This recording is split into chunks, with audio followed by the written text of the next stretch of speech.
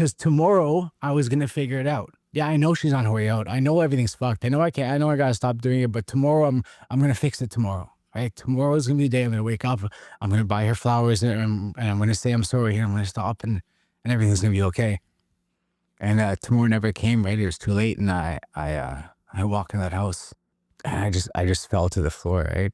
Yeah, man. I just hit the floor and what happened? Fucking. Oh, I can still feel it. Just how did I get here? Warning. This episode contains a real conversation about addiction, drug use, and suicide. It may be triggering. Take care of yourself. Listener discretion is advised. This is the Sober Tapes. Raw stories of addiction, recovery, and the fight to live sober. Let's roll the tape.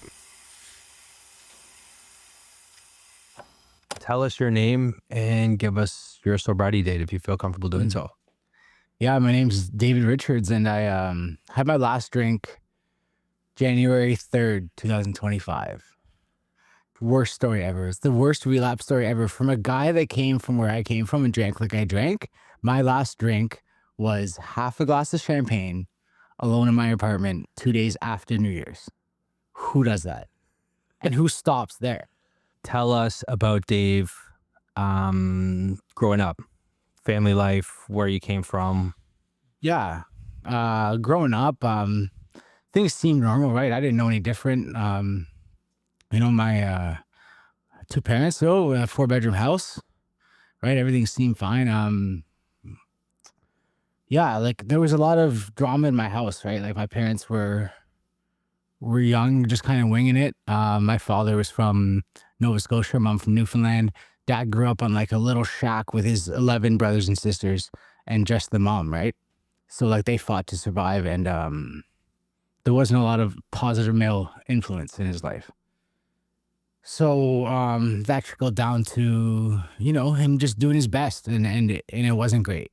To be honest, you know what I mean? Like we're all just doing our best, and sometimes it's not great. And like he struggled emotionally, to emotionally regulate himself, and he ended up in and out of jail for most of my life, right? Until they finally separated when I was 12, and then it was just me and mom, right? And my sister, who was on her way out of the house at that point. So when did drugs and alcohol kind of enter your life? Like, tell me a bit about right around then. Yeah, okay. Right around 12 years old, right? Like I was, started smoking weed with my buddies, kind of thing. It was pretty much the same. It's the same old story, right?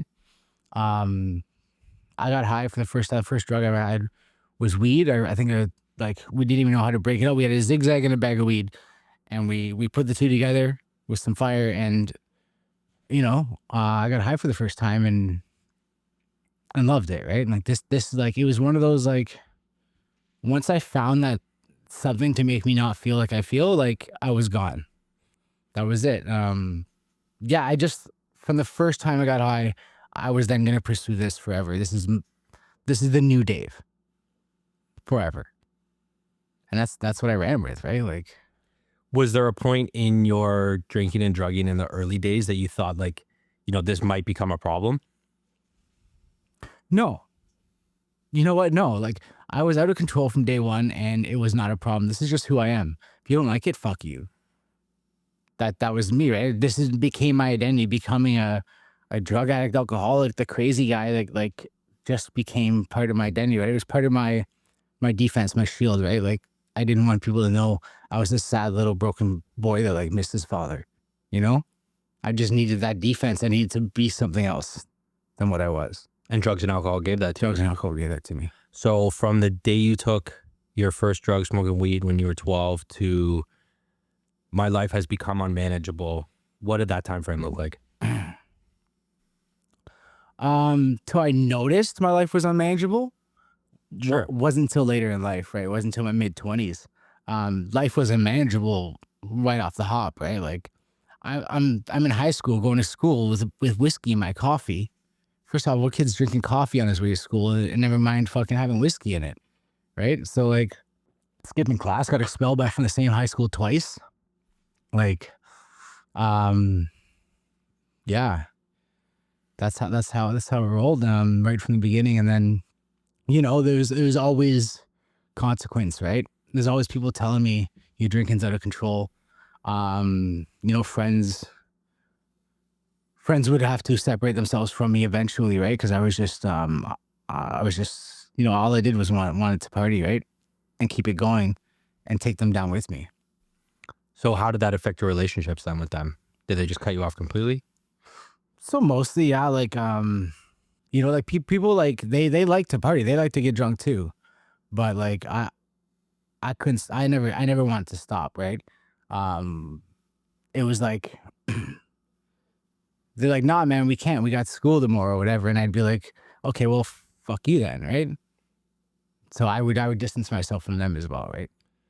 Just if you're not gonna drink like I drink, then I don't need you in my life. Sure. And had you got to the point where you're drinking and drugging, did it affect your family life at all? Did you have a family life at this point? Not really, right? I decided that I was gonna, like, just a rebellious teenager, right? I was just determined to just do things my own way, right? Like I was gonna just live to the beat of my own drum, right? And the rules didn't apply to me. So if you were putting rules on me or telling me what to do, I was not having it for anyone, for my, like, employers, my parents, my teachers, the police, not having it. Dave was gonna live his life his way. Um, I literally, like, the rules of society didn't apply to me. Why did you think that? I don't know. I think that's just a part of just like not fitting in, right? Not fitting in my defensive well, and fuck the world, right? Um, I don't know. I don't know what it was, where the rebellion came from, but I just, like, I was just miserable. I was just always freaking miserable.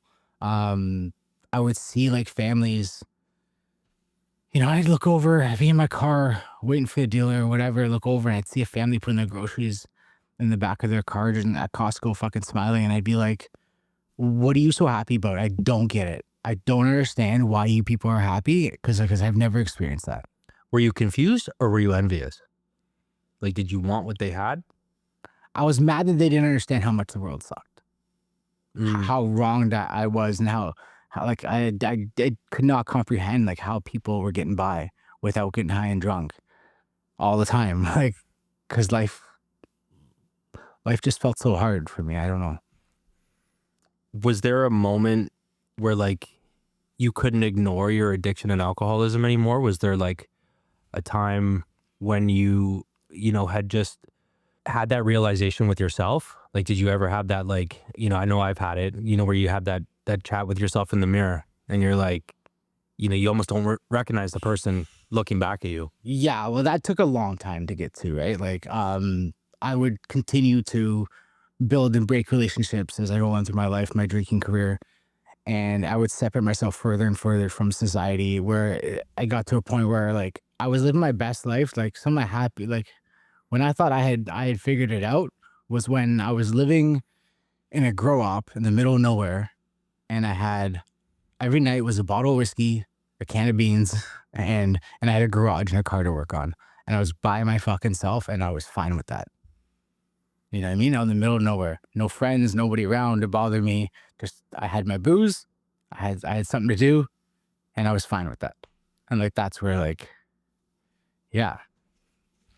So even that, like, that was like, that what didn't seem like a problem to me, to living like that didn't seem like a problem. That seemed like a solution. Like, this is, like, I enjoyed that. And But what lie did you have to keep telling yourself to think that that was okay? Because you had to know that that's, like, not quote unquote normal. You know what I mean? Like, you were surviving, you weren't, like, thriving. So, like, you had to be telling yourself something. I guess, but, like, this is just me, right? Like, I didn't fit in. I didn't fit in with other people, right? Like, I didn't fit into the rest of the world. Like, I was different. It just seemed normal. It all seemed so normal to me.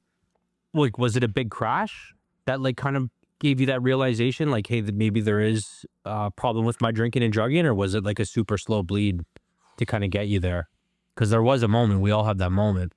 Yeah, like, life just became like, so I remember I'm like 20, 22, 23-ish. I went to college.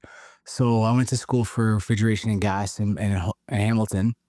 Um, and yeah, there were signs. There were signs along the way. You know, I made it through the schooling. I got the job I was looking for as an apprentice, and I'm going to work every day. I'm in my early 20s, and I'm just crying all the time. Like, I'm driving to work every morning crying, like, just so, like, just not knowing what's wrong, why I hate everything that is my life. And like, so there's that. But I was just like, I would just kind of push that down, right? And I was around that same time when I got my first like real hookup for cocaine. That was like my actual like dealer, like my guy, right? That I was able to call all the time. Before that, I was kind of kept sheltered from it, or drugs. Like, I wasn't really in. I smoked weed a whole bunch and ecstasy and stuff in high school, but then um, everyone started doing coke in the 20s, and I said, nah, like, I'm a drinker. I have my drug of choice. I don't need that, right? Like, you guys are fucking losers for touching that stuff, because it's like I just, it wasn't for me, right? But I think a lot of that was just, it was too fucking expensive. Also, I knew I couldn't keep up with these guys. So yeah, at that point, I had my own dealer, and I started spending. I was always good at saving money, pretty frugal growing up. So yeah, like, in that summer, I I burned through all my savings, right? Real quick. And so and I met a girl who liked to party like I partied. We burned through all my savings. She took off. You know, God bless her. Hope she's doing well. Um, and then I met a new girl, and we started a new life together. And she had a great job, and she was making money, and I was making okay money. And then we started to pool our resources. We stayed together for about about 3 years, and that's when, like, so at that point, I had left the job because I figured I could do things my way again, right? Lone wolf, and I was looking at my paycheck, and I was looking at how much money I was making doing side jobs, and I said, "Fuck this! I can do this on my own. I can make this paycheck if I work 2 days a month, kind of thing." So I started doing that, and no matter how hard I worked, because I had a couple dealers at this point, and no matter how hard I worked, I couldn't get ahead, right? I couldn't pay my half of the rent, no matter how much money I made. And that was a problem. And it was the amount of money I was spending. And again, combined with like the depression and could see, and working really, really hard doing big projects and things, and never have anything to show for it, broke me down. And there was a guy I worked with. So it was me and a couple buddies working together, and most of us like to party the way I like to party, right? All day at work, we were freaking banging rails and stuff, and drinking. And then there's this one guy who wasn't like us. He was different. He had his shit together. He was the one that was talking to the clients and stuff, and setting up the meetings and arranging everything. And I found out that he was 5 years sober. And one day when I had had enough, and I'm showing up to work, and I couldn't get a hold of the guy, and the booze wasn't working, wasn't doing the thing I needed it to do to make me feel okay to go to work, I broke down and I said, "Man, I need help," you know? And this guy's like, "Okay, we're going to go for lunch later." And he took me to his burger shop, Mississauga there. And I just sat in this burger shop and just cried and said, "I can't live like this anymore. I don't know how to stop. I can't stop." And then he directed me to my first ever 12-step meeting, which was the fourth dimension in Port Credit. It was a CA meeting. Yeah, so that was my first time ever reaching out for help, and recognizing I had a problem and going to a meeting. And yeah, it took a long time to get me to a point where it was a problem. What were some of the craziest or ugliest things that you did to keep drinking or using? I don't know, man. The ugliness was a lot in the lying, and just the manipulating of people around me, right? The lies, the constant lies, having to keep that up. I've had really good people come in and out of my life, and it's just unfortunate. Like this is the one, this is the relationship that was gonna fix me, and I couldn't keep it together, right? And couldn't be honest. So like the low points, like I remember, oh man, yeah. I remember I had this just really sweet girl, just just a really nice girl from a nice family, right? And we were living together, and I would give her all the rent money that I was making, right? I was making money at the time, making cash. So I'd give her cash, and she knew I was a drug addict, but we didn't talk about it. And she would put it away. She'd put the money away, and at the end of every month, she would go to reach to pay the rent, and it wasn't there. Right? Because I borrowed $50 at a time. I'll put it back. I'm going to put it back. Tomorrow, I'm going to make X amount of money, do the crackhead math in the morning. I'm going to make this much money today. I'm going to be able to, blah, blah, blah. I can do this much, and everything's going to be great. And I just remember her coming out with the empty envelope, coming out to the living room, and I'm standing there like smiling, like nothing's happening. Probably high. And she just looked at me and just, yeah, just so disappointed, like, yeah, she comes out and she just starts crying, and she's just like, I don't know. Yeah, like that was around the time I started smoking meth at that time too, because cocaine got too expensive. So I'm smoking meth, and which was my financial solution, right? First time I did meth, it was at $20. I stayed up for 2 days. I was like, boom, this is it. Done. I have arrived. Like, all my financial problems are over. This is the new magic cure for what is Dave. And yeah, I just remember those times. It was like 2 years stretch where I couldn't stop, and I could see my life falling apart. And I started losing things. I started losing my job, and well, screw that job. I'm going to go do something else. I started losing this, and my friends were leaving. It's like, well, screw those friends. I'll go make new friends, right? And all that kind of stuff. And I was just watching a movie of someone's life falling apart, and I'm like yelling at the TV, like, please stop. Like, just don't go in there, like just stop. And I couldn't stop for the life of me. And one day I came home from work in quotations. I think it was driving around picking up, stealing scrap. I was pulling scrap out of buildings and stuff, breaking into warehouses at night and pulling all the copper out. Yeah, stuff like that. And I came home one day and she was gone, right? She was gone. I couldn't believe it, right? Like I was because tomorrow I was going to figure it out.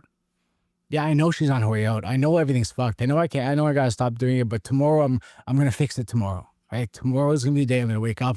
I'm gonna buy her flowers, and I'm gonna say I'm sorry. And I'm gonna stop, and everything's gonna be okay.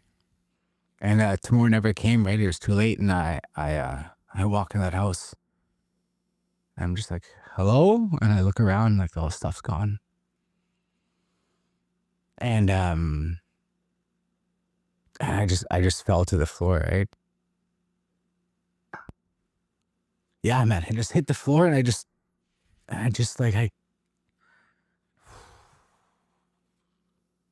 what happened? Fucking, oh, I can still feel it. Just how did I get here? Like, how did I become this? Like, this is not the way I saw my life going, right?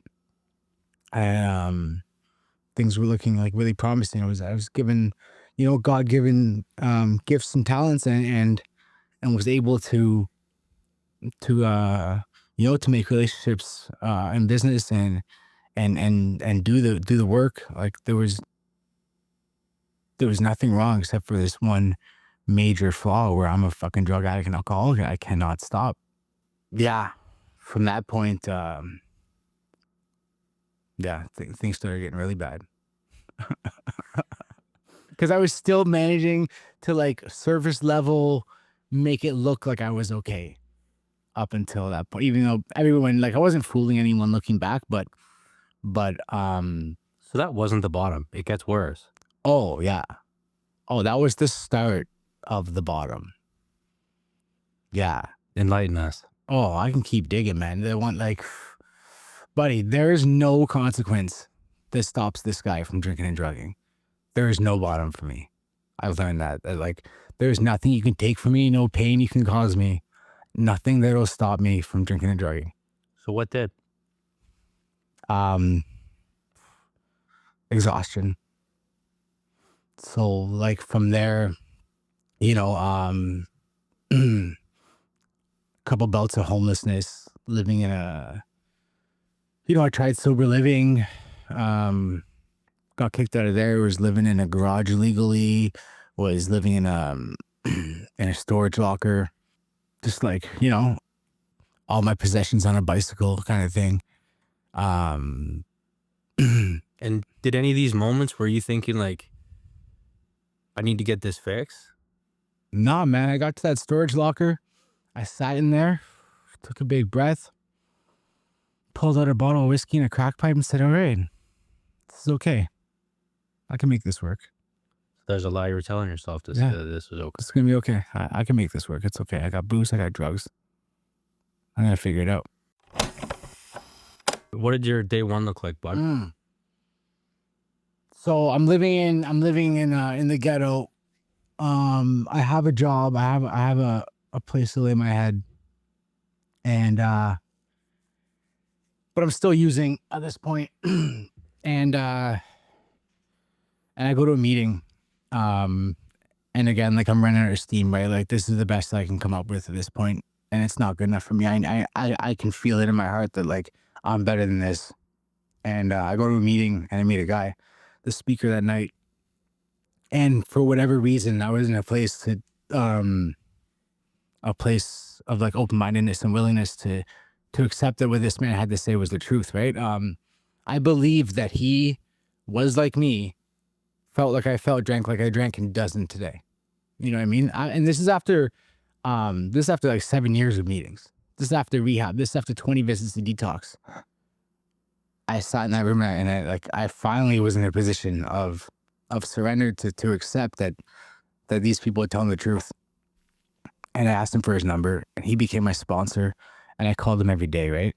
And every day I wake up in the morning, and it was day one. Today I'm going to do it. Today I'm going to do it. I'm not going to drink or drug today. By 10, 11 o'clock, I'd be calling him saying, hey, man, day zero. And that went on for a few months, right? That went on for a few months like that. Every day I would call him. Every day he'd be like, okay, man, call me tomorrow. And he never gave up, right? Because like a lot of people I don't know, but probably would have told me, okay, man, you're not ready. Fuck off. Don't waste my time. This man didn't say that to me. He's like,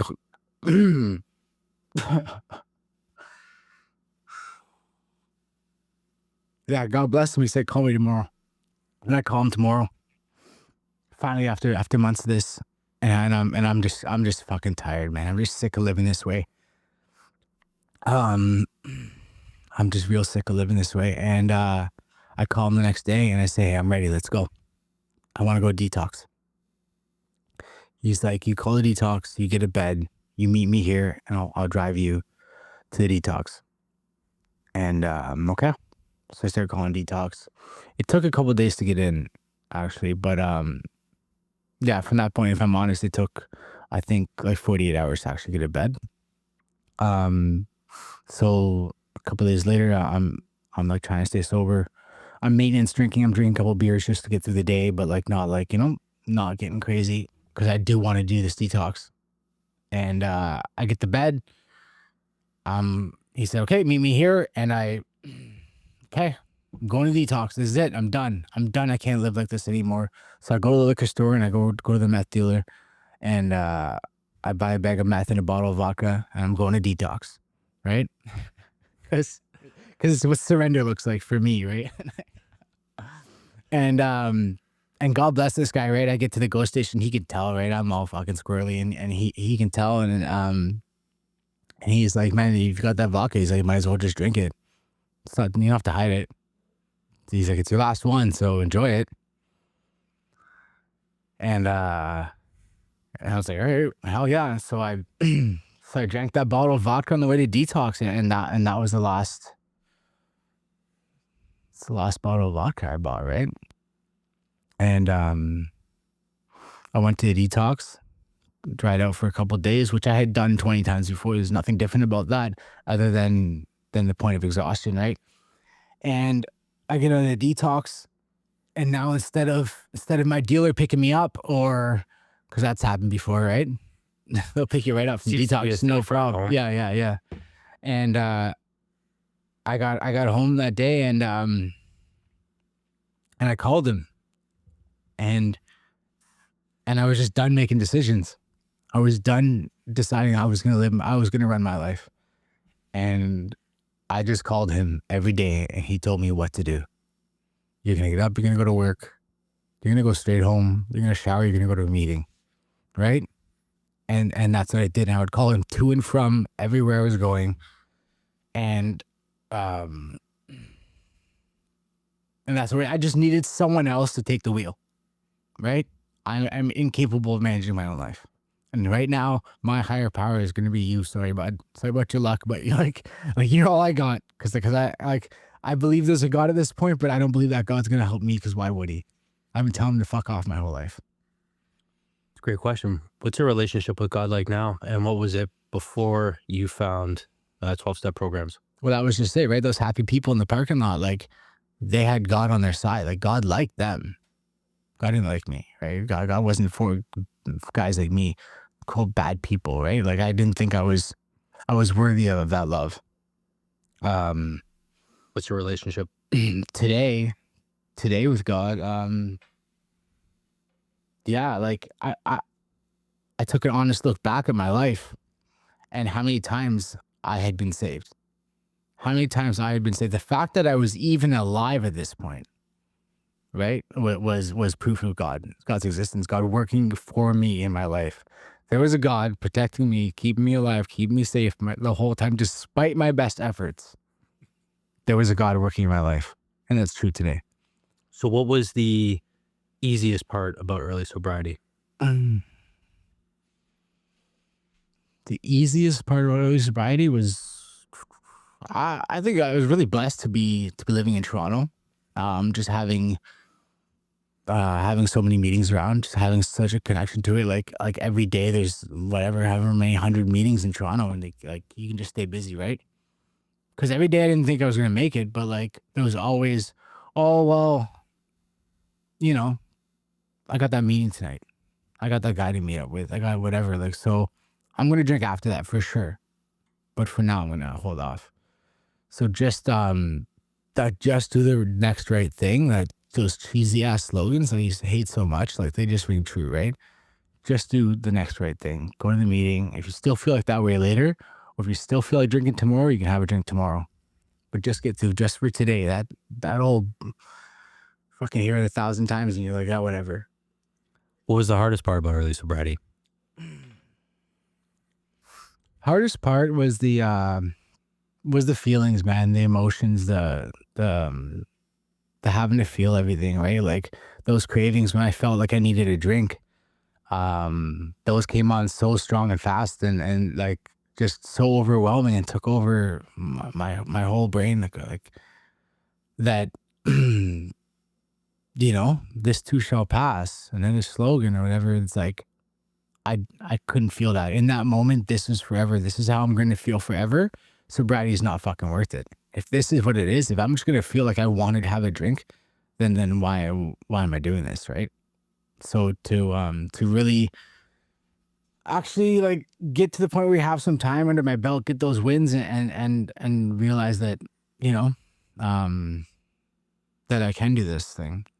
But like, I had to undo so many years of drinking, right? Like so many years of doing things the other way. Yeah, there was a lot of undoing that had to happen. And it's a slow process for me. I'm a slow learner, right? And I learn through pain and mistakes. Like I wish I could read a book and say, okay, that's the way you do it, and just do it that way.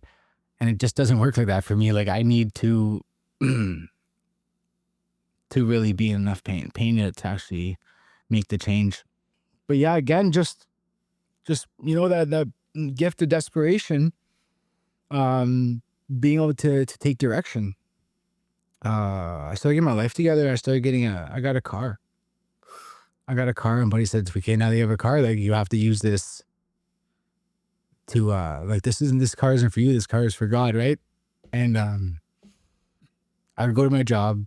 I would go to the detox right on the corner, St. Joe's Detox, and I would go there every day in my work boots, filthy from work, and I would go in there and ask them if anyone wanted to go to a meeting tonight, and they would round up some people, come home, have a shower, go back, and I would fill that car with addicts every day. Fucking 7 days a week, I'd have addicts in my car driving around, man, like, and you know, one day I go there, and there's some rough characters over there. And I go there and I pick them up and I drop them off. And I'm like, what's the smell? I look over and this lady had soiled herself all over my car seat, right? And that was upsetting for a minute. And I spent the whole next day at work outside the house I was working on. You know, doors open, Febreze, like vacuum, scrubbing the seats, everything else, cleaning it up. And I'm like, all right, well, I'm not doing that again. End of the day comes and I drive over to that detox and I walk in there. And, hey, does anyone want to go to a meeting? Sure enough, that same lady, right? It's okay, let's go. Like, whatever, like, this isn't my car, this is God's car at that point. And that shit kept me sober, man. So what does sobriety look like for you today?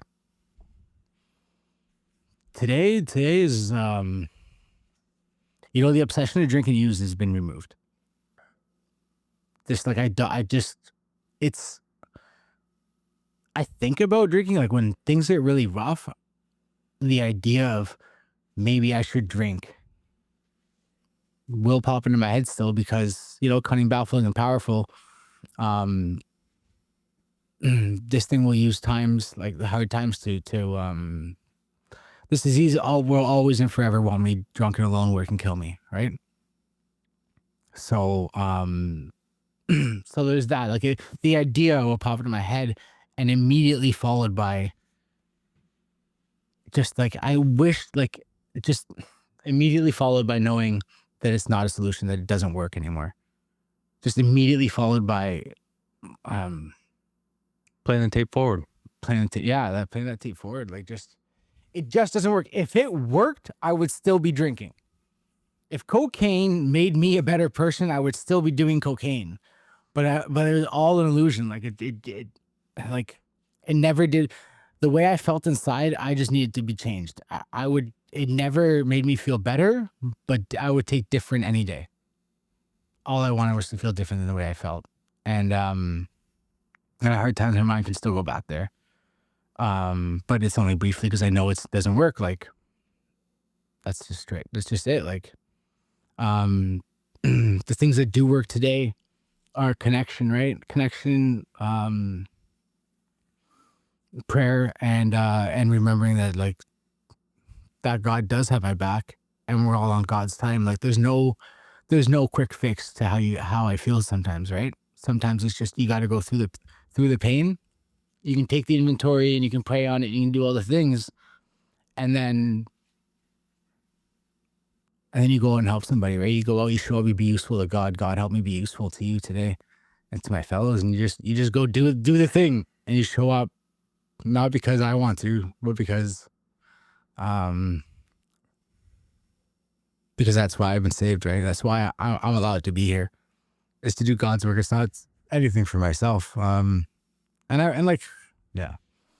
What is one thing that sobriety's given you today then? It's crazy, man. Sobriety's given me everything. If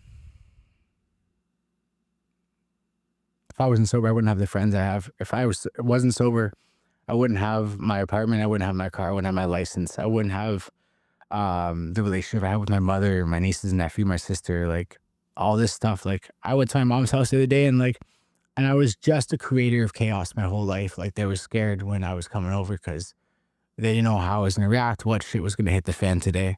And I go over there, and my sister and my mom are having an argument, and And all of a sudden, like I'm there and I'm hugging my mom and I'm consoling her and I'm in the car with my sister talking to her, and it hit me like, holy crap, like that St. Francis prayer, like where it's like the opposite, right? Become channel that love and all that.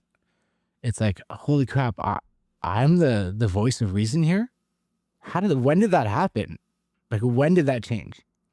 But it did, man. It did. Like, and and that's not perfect either, right? Like, it's not logical. It's not like you can't think I'm going to be like that all the time. I have, I have a lot going on in my head, and like it takes a lot of work for me to be a normal person. If today's Dave could tell younger Dave one thing, what would that be? To my younger self, I'd probably say, listen, man, you're going to be around a while. You think you're going to die tomorrow? God's got better plans for you, man. God's got different plans for you. You're not getting off that easy.